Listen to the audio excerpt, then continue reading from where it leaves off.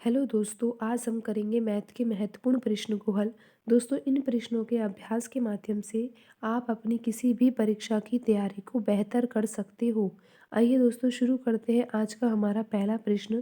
दोस्तों, प्रश्न में दिया गया है कि एक व्यक्ति अपनी आय का 75% हिस्सा खर्च करता है। यदि उसकी आय को 20% और खर्चे को 10% बढ़ा दिया जाए तो बचत पर प्रतिशत क्या प्रभाव पड़ेगा।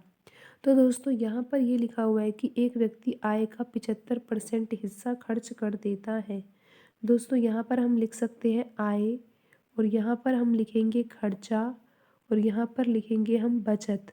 दोस्तों, हम यहाँ पर ये मानेंगे कि एक व्यक्ति जो कमाता है वो 100 रुपये कमाता है दोस्तों, यानी कि उसकी जो आय है वो 100 रुपये है।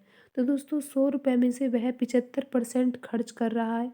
तो दोस्तों, खर्चा कितने का कर रहा है वो? 100 में से 75 रुपये का। 75%, 100 का 75% कितना होगा दोस्तों? 75 ही होगा। और 100 में से 75 रुपये वह खर्च कर देता है। तो हमें यहाँ पर सीधा सा अर्थ ये लेना है कि 100 में से 25 रुपये की वो क्या करेगा? बचत। दोस्तों, 75 और 25 को जोड़ेंगे तो 100 ही आ जाएगा। 100 में से 75 रुपये खर्च कर रहा है और 25 रुपये की बचत कर रहा है। दोस्तों, आगे लिखा हुआ है कि यदि उसकी आय को 20% बढ़ाना है। दोस्तों, 100 का 20% अगर हम बढ़ा देंगे तो हमें प्राप्त होगा 120 रुपये। दोस्तों, अब उसकी आय कितनी हो गई? 120 रुपये हो गई, जब हमने 20% को बढ़ा दिया है तो। दोस्तों, और खर्चा जो है वो कितना बढ़ गया दोस्तों? जब आय बढ़ गई तो उससे फिर खर्चा भी बढ़ गया। कितना बढ़ा है लेकिन दोस्तों? यहाँ पर 10% बढ़ा है। दोस्तों, 75 का 10% कितना होता है? हम यहाँ पर ये देखते हैं पहले।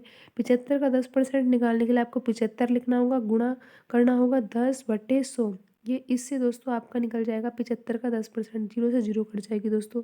दोस्तों, अब बचा है 75/10। दोस्तों, नीचे एक जीरो आ रही है, तो आप ऊपर लिखी हुई संख्या में एक संख्या बाद पॉइंट लगा सकते हो और आपका आंसर आ जाएगा 7.5। दोस्तों, यहाँ पर खर्चा भी 10% बढ़ाया जा रहा है।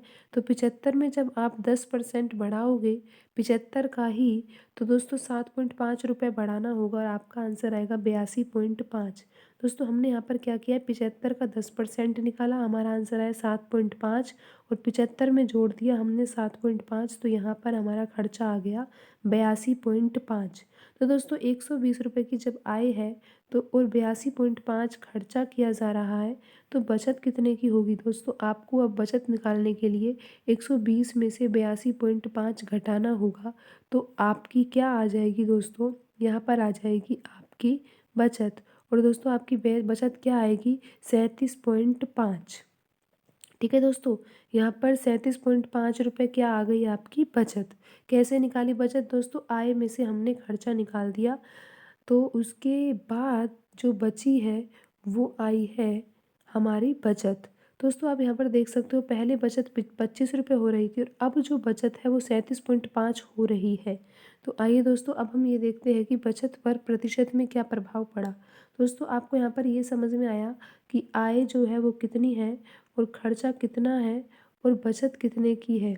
दोस्तों, आय हमारी शुरुआत में 100 रुपये थी और हम उसमें से 75 रुपये खर्च कर रहे थे और 25 रुपये हमारे बच रहे थे।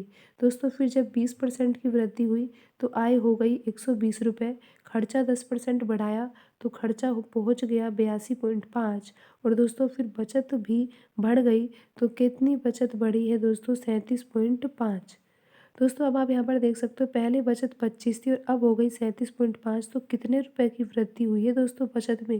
दोस्तों, आप 37.5 में से जब 25 घटाओगे तो आप यहाँ पर देख सकते हो 12.5 रुपये की वृद्धि हो गई है। किसमें? बचत में। दोस्तों, आपको निकालना है बचत पर प्रतिशत का क्या प्रभाव पड़ेगा।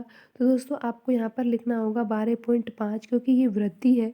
और दोस्तों, जब आप वृद्धि निकालोगे तो आपको पहले वाली बचत को यहाँ पर बट्टे में नीचे में लिखना होगा, और दोस्तों गुणा करना होगा आपको किससे? 100 से। दोस्तों, अब आप इस सवाल को हल कर सकते हो। आप यहाँ पर पॉइंट हटा के दोस्तों बट्टे में 100 लगा सकते हो, और 25 के पहाड़े से 25 एक बार कट जाएगा और 125 कटेगा कितनी बार? 5 बार। दोस्तों, 5 के पहाड़े से आप 10 को काट सकते हो कितनी बार? 2 बार। और 2 के पहाड़े से 100 को काट सकते हो 50 बार। तो दोस्तों, यहाँ पर आपका आंसर बच रहा है केवल 50। और दोस्तों, यही आंसर किस में है? प्रतिशत में। तो दोस्तों, अब आप समझ गए होंगे कि बचत पर प्रतिशत में क्या प्रभाव पड़ा। 50% यानी कि 50% की वृद्धि हो गई बचत में। तो दोस्तों आज की वीडियो में इतना ही, मिलते हैं अगली वीडियो में। धन्यवाद दोस्तों।